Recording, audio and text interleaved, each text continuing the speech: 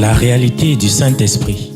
Le Saint-Esprit de Dieu est peu connu par les chrétiens parce que plusieurs ne l'ont pas encore revêtu et même pour ceux qui l'ont revêtu, il demeure un mystère. La lecture de ce livre vous permettra de le revêtir, de connaître son langage et de découvrir les mystères cachés de sa personne. Pour tout contact, appelez au plus 237 678 78 16 21 plus 237 242 0020 09 et il deviendra pour vous une réalité. La réalité du Saint-Esprit, un livre écrit par le révérend pasteur Caleb Ngwa à Tangana.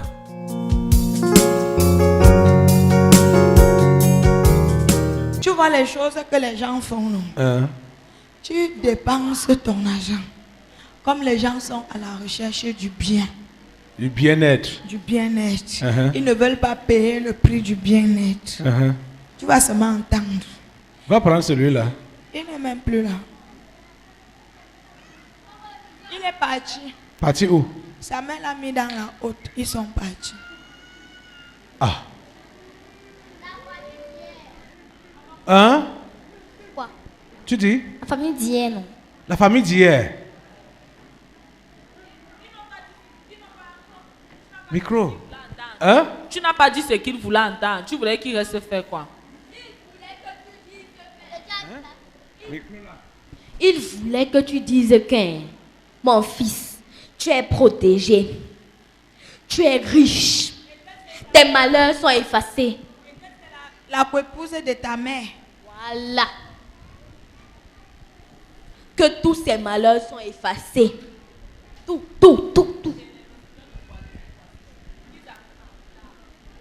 Ok, les esprits informent maintenant l'Assemblée que la famille qui était ici hier n'est plus là. Hein, et l'esprit de mort est venu pour l'homme.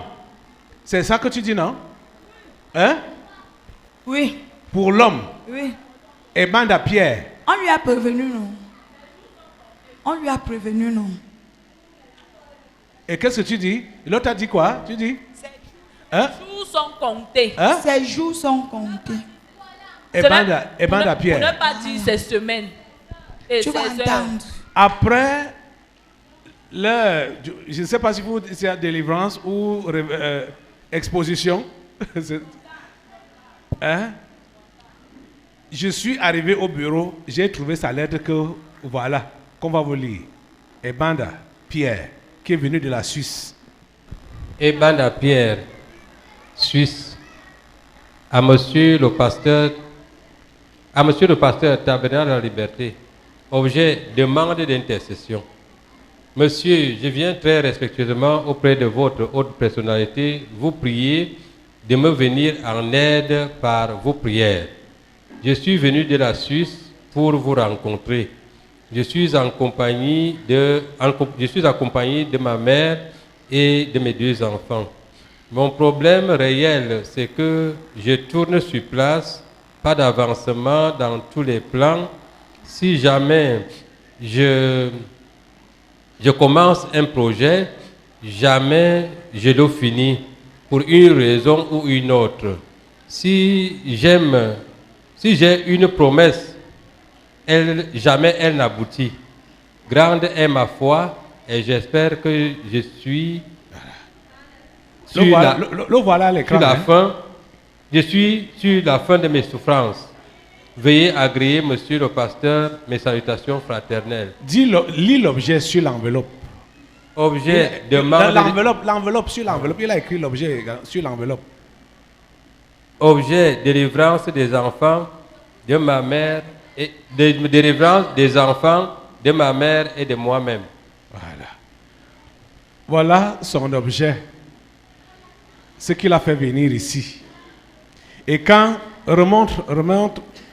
et quand maintenant il s'est avéré que sa mère qui est à côté de lui là, qui était à l'origine de ses problèmes, malgré tous les conseils, les investissements qu'on lui a donnés, quand ils sont arrivés à la maison, sa maman lui a dit qu'on ne dort plus ici. Et l'a ramassé, ils sont partis. C'est ça que les esprits font monter en surface là, pour dire que l'esprit de mort est derrière le monsieur là. et Banda Pierre. Et c'est même... il paraît qu'il y avait déjà des indices dès le premier jour qu'ils ont fait la réunion ici, jeudi. Au retour, qu'est-ce qui s'est passé? Au retour à la maison, j'étais le dernier à arriver et j'ai trouvé tout le monde dans la cour. La maison, pour que les uns et les autres comprennent, c'est un bâtiment à 2 niveaux et il y a donc le rez-de-chaussée qui a une petite cour de 2,50 m de large et on va dire 10 mètres de long. J'ai trouvé tout le monde là et c'est Frère Ndongo qui avait la parole. C'est Frère Ndongo qui avait la parole.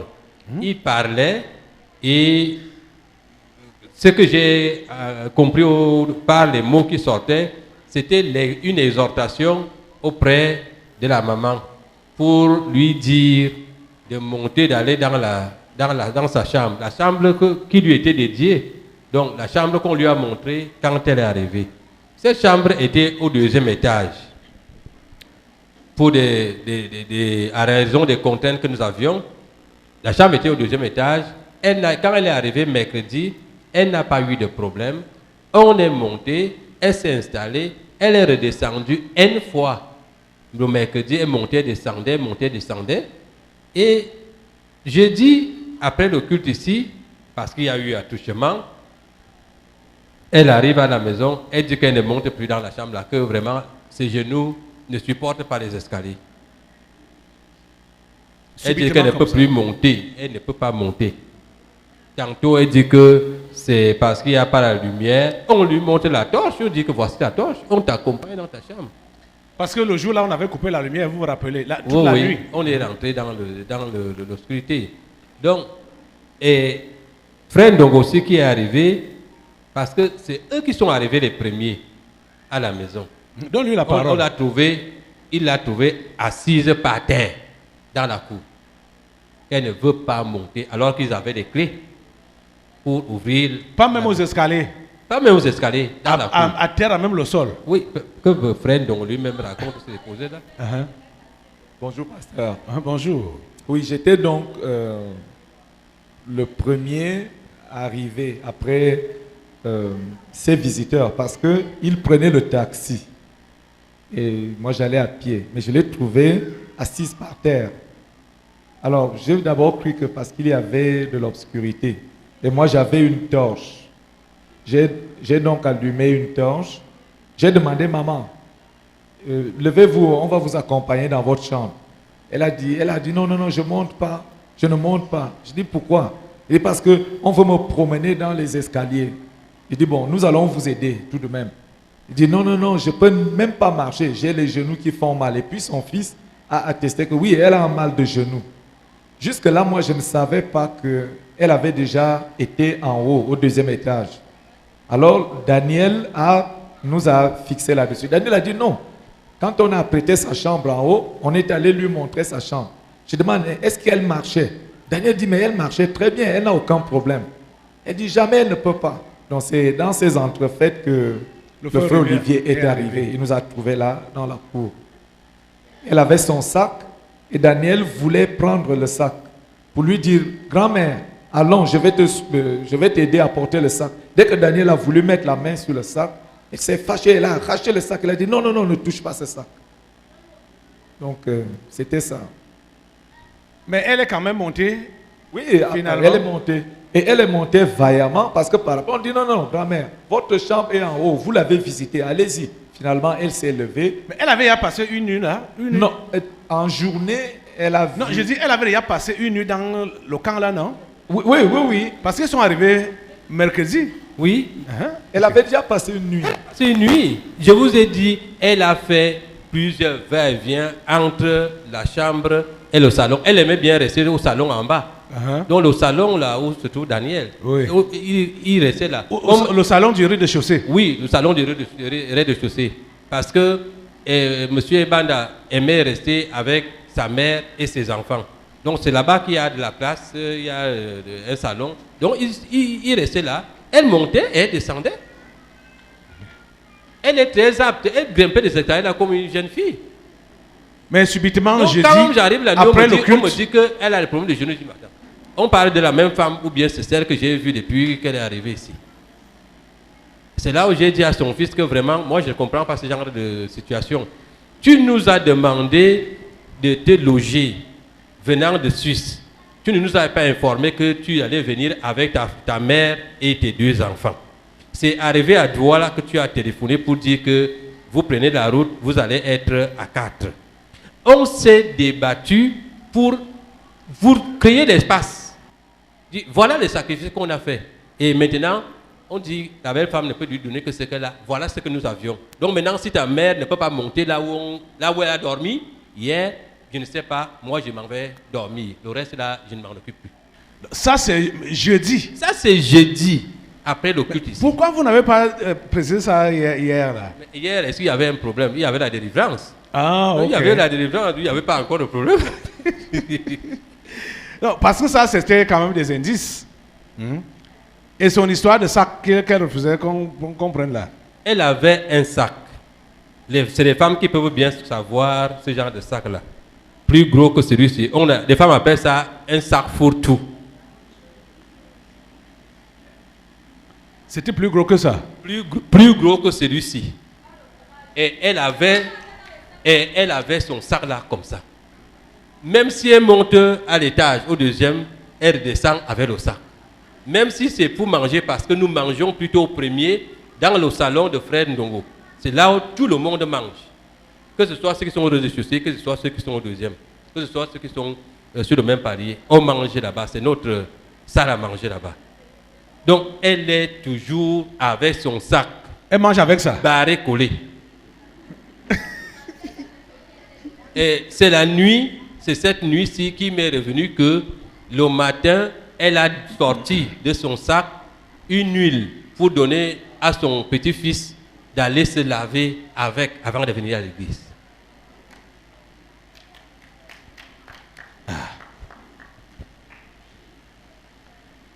Et le jour de leur arrivée ici, le jeudi, à l'arrivée ici, en fouillant, le service de sécurité, en fouillant dans les sacs, les écorces sont sorties du sac de M. Ebana Pierre lui-même. Les écorces. En voulant sortir, j'ai trouvé la discussion entre les agents de sécurité et lui. Et je lui ai dit de façon péremptoire que les écorces ne peuvent pas entrer dans cette salle. Donc que le débat là soit clos. Les écorces là sont où, sécurité? Scandale. Elle avait repris les écorces en sortant. Déjà même le jeudi là, quand elle est arrivée, pour que son sac soit fouillé, c'était un problème. Vous savez que quand il y a des trucs comme ça, là, c'est à moi qu'il faut apporter ça, non? Qu'est-ce que vous avez fait? Okay. Le jeudi là, quand on a pris les écorces, on a gardé. On a gardé comme souvent. Quand vous racontez maintenant écorce, vous avez filmé ça?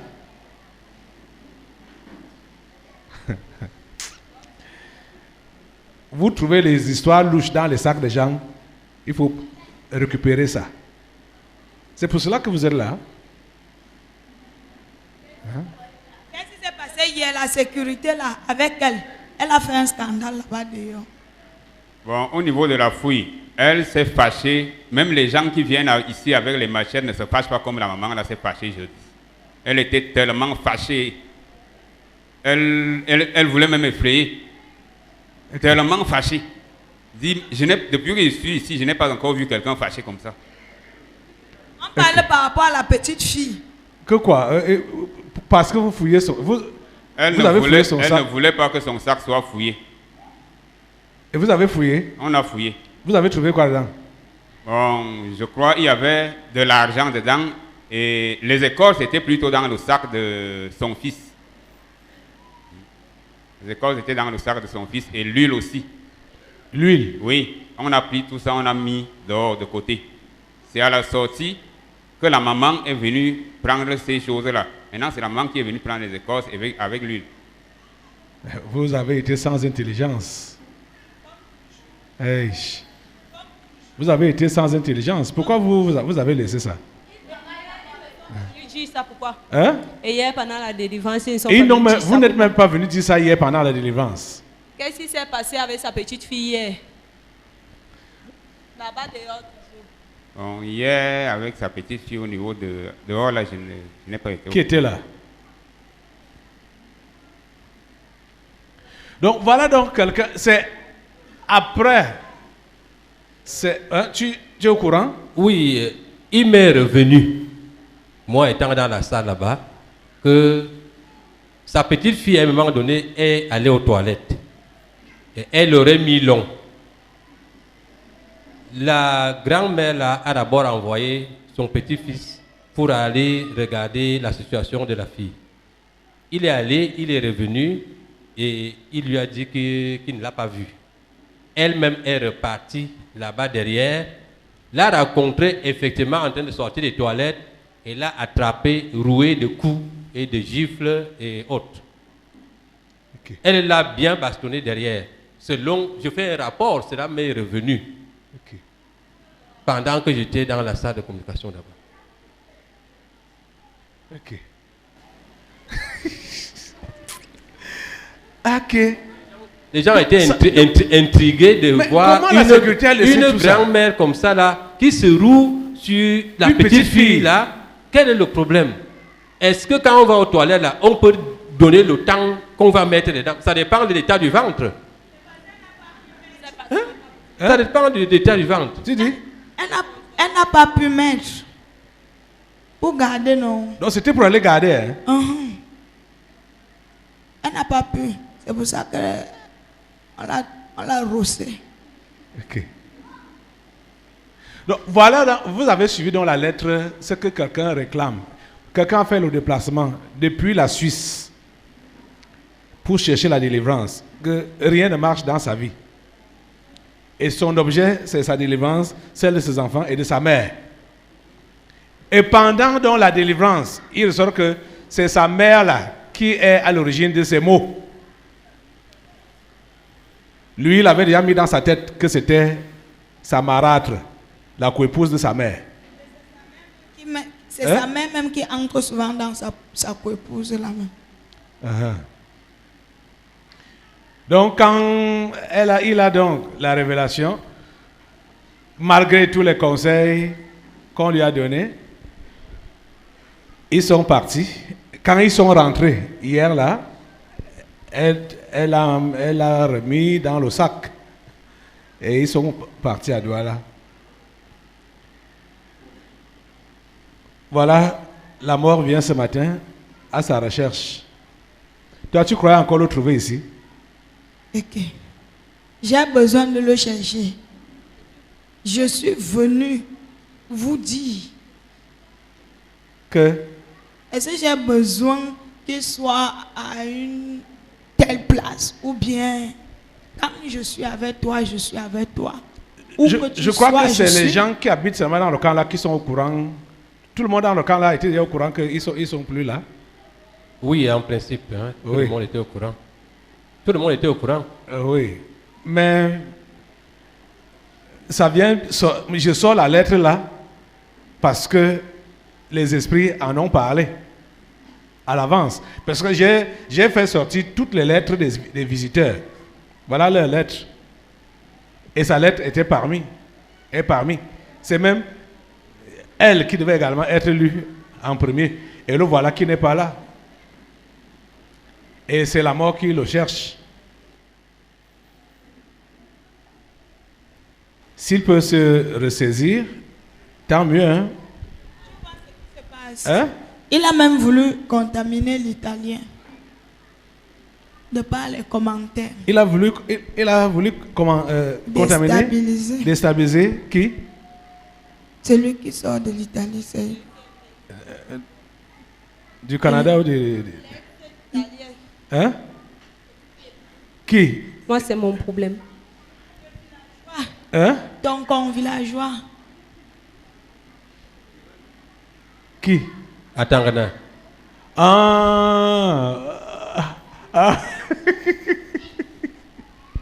Non, mon convillageois. Tu ne vois pas que tous tes visiteurs là sont dans d'autres sont là-bas en haut, d'autres sont... Donc, elle a répandu et le sommeil, elle a déstabilisé tout le monde là. Avant La de sorcière partir, là? Bien sûr. Tous tes visiteurs là, elle a déstabilisé. Ok. Tu as autre chose à dire? Je voudrais confirmer cela parce que nous venons ici très tôt le matin. Mais comme maman doit s'occuper de l'heure déjeuner, moi je la laisse, je viens. Mais avant de venir, on a eu mal à partir, enfin, trop de difficultés à réveiller la sœur qui vient de France. On a beaucoup frappé. On est allé frapper aussi au studio. La maman, elle vient aussi de France et qui est avec sa sœur dans le studio. Je veux confirmer qu'il y avait quand même une lourdeur parmi les visiteurs depuis un temps. Ils ne sont pas très éveillés. Et puis, la grand-mère ne voulait pas que quelqu'un d'autre s'approche de ses deux petits-enfants. Au point où, quand il prenait le taxi ici, elle n'acceptait jamais que quelqu'un monte derrière. C'est-à-dire, quand elle monte, sa petite fille monte et le petit-fils monte. Au point où le siège de droite à la cabine était souvent obligé de prendre et son fils et la jeune maman venue de Bolova et son bébé sur le siège de droite, oui, de chauffeur. On faisait comme le taxi Bruce là. Voilà, alors que derrière, elle était toute seule avec les deux petits-enfants qui sont d'ailleurs longilines, qui ne sont pas gros de corps. Elle n'acceptait que personne s'asseye derrière avec ses deux petits-enfants. Je comprends toutes les questions que l'Esprit lui posait ici là. C'est-à-dire, elle se rassurait de surveiller son gibier. L'Esprit là s'appelait encore comment? L'Esprit qui a posé une série de questions là. C'était les dominateurs. Voilà. Hein? Parce qu'elle-même, elle est une dominatrice. Donc, la série de questions là, ça avait vraiment un sens. Non. Hein? Elle a répondu que Elle répondait. Personne ne peut casser son pied. Son pied. Hein? Banda Pierre, si Dieu t'a aidé, tu es venu jusqu'ici à la recherche de la solution. Maintenant qu'on te demande la solution, la voie de sortie, tu préfères rentrer en arrière. C'est une question de choix. Oui, Michel. Il y a une chose. Bonjour, peuple de Dieu. Bonjour. Je voudrais rappeler une chose que le pasteur Ndongo a refusée et qui me semble très importante. Il a décidé de menacer Stéphanie, par qui elle a connu ce milieu. Il a proféré des menaces. Il a décidé, avant que la scène d'hier soir ne se passe, il avait décidé de s'en prendre à Stéphanie avant la scène d'hier. Et moi, je me dis maintenant qu'ils sont partis sans nous dire au revoir. Et c'est la preuve que Stéphanie aura affaire avec lui. Je voudrais que Pasteur Ndongo revienne. Moi, je suis au courant de ça. Nous devons la soutenir dans les prières. Le pasteur est déjà au courant de ça et Stéphanie est déjà au courant de ça. Voilà. Parce que le pasteur m'a instruit de lui faire un message et c'est fait depuis le matin. Voilà. Je voulais rappeler ce fait. Voilà. C'est bien fait. Oui. Bonjour, papa. Bonjour. Concernant celui qui est parti là, je dis... C'était toi son chauffeur? Oui. Je dis quand je suis allé les porter, puisque la radio est toujours en train de parler. Bon, lorsque j'ai allumé la radio, c'est tombé sur la délivrance du président du Nigeria. Et Banda, lui, il était content qu'il suive une délivrance ainsi. Lorsque sa maman a suivi votre voix, elle a changé. Elle a changé, elle a commencé à parler. Bon, comme j'ai l'intention de parler avec les passagers, je suis resté, je suis arrivé ici. En rentrant, c'était la même. En rentrant, dès qu'ils sont entrés dans la voiture, c'était la guerre entre son fils et lui. Tu vas amener où? Le jeudi là. Le jeudi, en rentrant. Ou au point où, je ne sais pas, la tête de Banda s'est troublée. Il a mélangé, Papa Olivier avait donné par rapport à un problème. J'ai dit, ça ne se passe pas comme ça. Pour ouvrir la porte, c'était tout un problème. Et il a demandé, moi, on m'a commissionné, je dois vous accompagner. Je veux que vous entrez. Je pars. Pour entrer, c'était un problème. La maman dit que non, non. Hier, c'était grave. À la sortie d'ici là, c'était la bagarre. Les enfants entre eux, il y a une autre femme là. Elle devait entrer. La maman a dit que c'est comment? La maman l'a chassée. Qu'elle ne veut pas, qu'elle ne veut pas. Après, elle est montée là-bas, elle a pris son chemin. À pied? Oui, à pied. Elle dit qu'elle n'entre plus dans la voiture. Tout ceci. Qu'est-ce que son fils est venu faire? Monsieur Atangna, qui court pour rattraper la maman en haut là-bas. Okay. On arrive à la maison, il me dit, attends-moi. Ils sont entrés dans la maison. J'ai attendu peut-être 20 minutes. Après, j'ai vu les gens descendre comme si on les poursuivait. En catimini? Oui, ils sont entrés. Donc, quand il me dit que accompagne-moi, il dit, je t'accompagne. Je ne comprenais pas ce qui se passe parce que même M. Atangna est entré à l'intérieur. C'est au niveau du carrefour Bouba que je lui demande, grand, tu vas où? Il me dit que non, je veux arriver quelque part là, laisse-moi quelque part là. C'est dans les causeries que je comprends que il ne veut pas accepter. Mais on t'a dit de ne pas causer avec eux, non? Je ne causais pas avec eux. Et dans quelle causerie encore? Non, je dis qu'ils étaient en train de... Entre eux? Ah. Entre eux, Okay. entre eux. J'ai compris que quelque chose ne va pas. Quelque chose n'allait pas. J'ai insisté que grand, qu'est-ce qui ne va pas? Il me dit que lui n'est pas d'accord avec vous, avec tout ce qui se passe. Je lui ai dit que, grand, si vous êtes en train de... Tu l'as déposé où? Je l'ai déposé ici là au Carrefour. À Jouvence ici? Oui. Ok. Là, il me dit que non, je ne veux plus, je ne veux même pas voir quelqu'un du tabernacle, tout et tout. Je lui ai dit que grand, comme vous voulez que vous accompagne en ville, je ne peux pas aller avec vous. Je vous laisse ici, nos chemins, c'est pas ici là. Et là, on s'est... Mais il faut demander à monsieur Atangna parce que c'est avec eux, avec lui. Ils sont partis. Où? Je ne sais pas, c'est lui qui peut vous dire. Hier nuit là? Hier nuit. Ok. Donc c'est lui qui peut vous dire ce qu'ils ont causé. Je t'ai dit qu'il a déstabilisé ton villageois, non? Ok. Donc quand il partait là, il était encore dans le taxi? Oui, il était troublé. Il était troublé. Lui-même, il était troublé. Viens. C'est lui qui peut... Okay. Parce que quand tu parlais pendant leur causerie, je ne savais pas avec qui il causait. Ok. Comment, qu'est-ce que lui il est encore allé faire avec toi?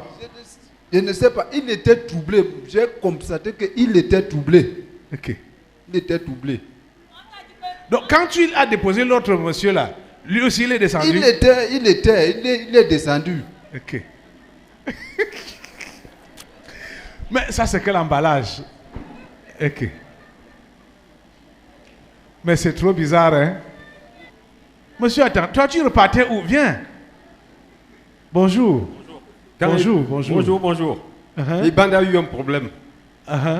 Bon, je vois alors que sa mère est très fâchée.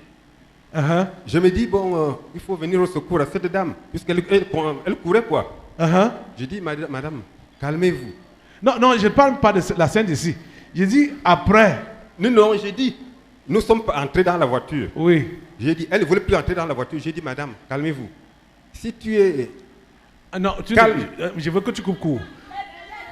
Non, écoutez, mais comment? Okay, si tu es calme, si tu es d'accord avec ton Dieu, si ces gens ont menti, calme-toi. Prends le mal en patience. Elle dit, elle ne voulait pas entrer dans la voiture. Je dis, non, entrons dans la voiture. On entre dans la voiture. Et Bada me dit, pardon, il faut m'aider dans cette situation. Ok. J'ai dit, bon, on va, on prend les bagages. J'ai dit, bon, Je vous accompagne, vous prenez le bus, vous rentrez sur Douala, c'est tout. Ok. Donc toi, qui t'a chargé? Quand quelqu'un est dans une situation un peu critique, moi j'interviens. Moi, j'ai pas de problème de tout ça. Aïe. Lui, il est naïf. Ok. Hein, tu es naïf. Tu ne comprends rien. Donc tu vois, c'est comme ça que les sorciers de ton village, ils sont prêts à te manipuler n'importe comment. Hein. Ok. Parce que le cas d'Atangana, l'absence d'Atangana à la maison était aussi un problème pour moi. Donc quand j'arrive, je demande que... Bon, où? Et tout le monde est déjà là, où on me dit oui, je ne vois pas Atangana. Où est Atangana? On me dit qu'on ne sait pas. Ok. On ne sait pas où se trouve Atangana. Jusqu'à tard, j'étais dans la chambre en train de méditer, j'étais étendu au lit comme ça, mais c'est même quoi cette histoire? Atangana, on l'a vu à la sortie de l'église, on l'a vu prendre le taxi avec les gens ici. Atangana arrive ici, il n'est pas là. Les gens sont partis, mais où est Atangana? Atangana aussi est parti, mais on va dans la maison, on trouve ses effets dans la chambre. Ok. Donc, lui, il a joué au sapeur-pompier. Donc, tu as joué au sapeur-pompier. Oui, si, puisqu'il y avait déjà un problème. Sa mère ne voulait plus, et Iban me dit, s'il te plaît, mon père, aide-moi dans cette situation. Je lui dis, il n'y a pas de problème. Je calme la main, je dis, entrons dans la voiture. Je lui dis, bon, comme tu ne connais rien, tu n'as rien fait, c'est entre toi et ton Dieu. Donc, reste calme avec tes enfants et tout là. Je dis, bon, qu'est-ce qu'il faut faire? Il faut mettre les gens dans la voiture pour rentrer sur Douala, c'est tout. Tu donnes même une réponse normale. Parce que quelqu'un qui n'a pas de problème, pourquoi s'agiter? Si tu sais que tu es innocent, pourquoi s'agiter? Pourquoi ameuter le ciel et la terre? Tu restes tranquille, non? Tu restes tranquille. Hein? Tu vois jusqu'où ça va mener, jusqu'où ça va conduire. Au lieu d'ameuter le ciel et la terre, tout ça là. Hein? Monsieur Bande lui a dit qu'il n'a pas de problème. Il est venu ici de ses propres pieds. Il a pris 10 000 francs, il a donné au chauffeur. Bon, il me dit, bon, moi je ne veux pas de problème et je ne veux pas parler de ce problème. Puisque je suis parti de mes pieds. Quand je trouve que la situation est un wapi comme ça, bon, moi je préfère me retirer tranquillement. Bon, il est parti, c'est tout. Hein. Ça va. Tu vois qu'il est parti, mais ce n'est pas fini. Tu es au culte depuis le matin, non? Pardon? Tu es au culte depuis le matin, non? Tout à fait, si. Est-ce que c'est moi qui ai évoqué encore son nom là? Non. Ça vient d'où? Des esprits. L'esprit là s'appelle comment? L'esprit de mort, ils disent. Voilà. Les morts, pas hémorragie. L'esprit de mort. L'esprit de mort, on dit. Ah, ok. L'esprit de mort, on dit, ok. C'est ça. Monte à ta place. Mais ne fais plus... tu n'as pas encore fait une formation de secouriste spirituel. Ni de pompier. Il était dans l'armée. Ah oui, comme il a fait l'armée, ok. Je comprends. Mais le secourisme, les interventions de l'armée physique là, ce n'est pas la même chose pour l'armée spirituelle. Hein? Tu as compris ça? Lui, il est simple. Oh mon Dieu. Lui, il est venu à la rescousse. La réalité du Saint-Esprit. Le Saint-Esprit de Dieu est peu connu par les chrétiens parce que plusieurs ne l'ont pas encore revêtu et même pour ceux qui l'ont revêtu, il demeure un mystère. La lecture de ce livre vous permettra de le revêtir, de connaître son langage et de découvrir les mystères cachés de sa personne. Pour tout contact, appelez au plus 237 678 78 16 21 plus 237 242 0020 09 et il deviendra pour vous une réalité. La réalité du Saint-Esprit, un livre écrit par le révérend pasteur Caleb Ngwa